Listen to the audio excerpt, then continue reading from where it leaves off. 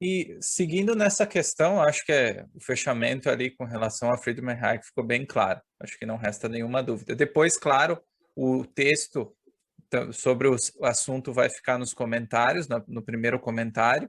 Então, para quem quiser ter uma exploração um pouco maior, né, pode Legal, ler legal. o texto também, vai ficar disponível aí embaixo. Bom, seguindo então, você tinha comentado sobre o deontologismo, né, a deontologia.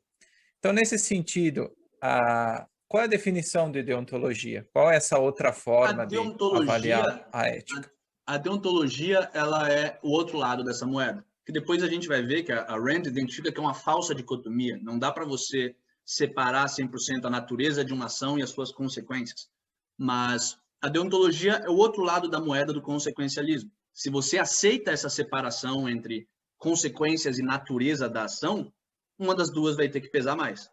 A tradição inglesa, a tradição do Hayek e do Friedman, é a de pesar pelas consequências.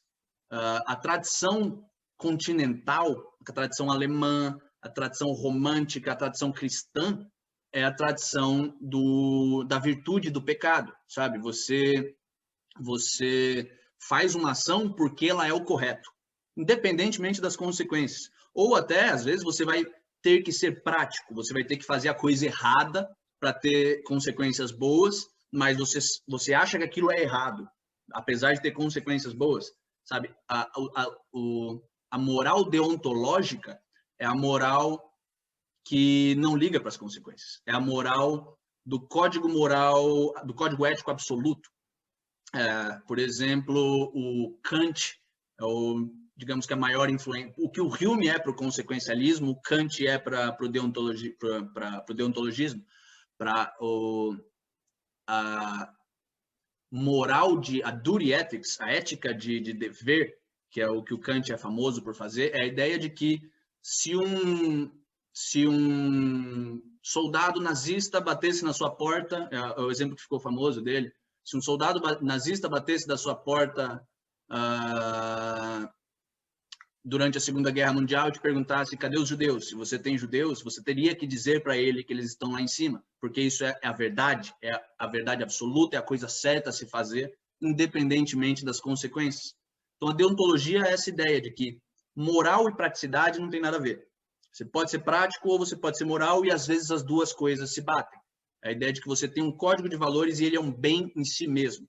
Então, você deve ser o máximo possível de correto que as consequências permitem. E você deve se sentir culpado, essa é a grande armadilha das morais idealistas, do moralismo idealista deontológico, que é você sempre se sentir culpado, porque se a moral é em prática e você precisa sobreviver no mundo, você vai ter que ser imoral.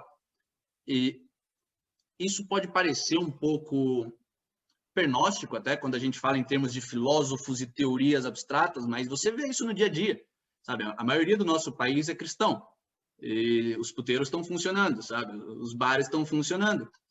O brasileiro, em especial, tem aquele quê de isso é o certo, mas a gente não vai fazer o certo sempre, sabe? Isso é deontologia. Também. Ninguém é de ferro, né?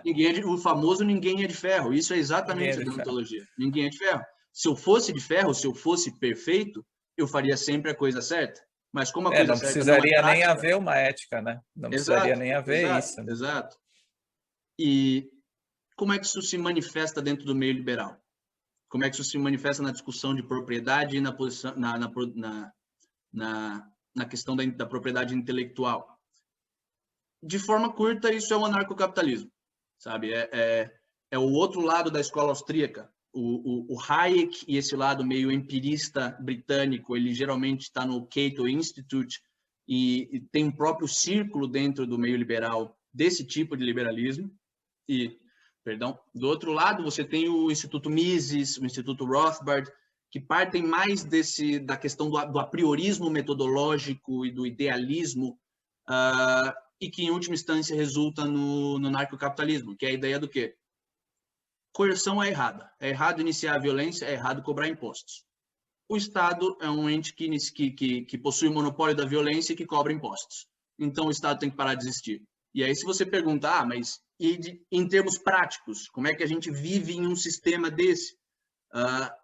Isso é secundário. Você tem inclusive o Rothbard, do Rothbard para frente, que é quando começa o anarcocapitalismo dentro da escola austríaca, você tem inúmeros autores que buscam mostrar como é que funcionaria e como é que poderia funcionar o anarcocapitalismo.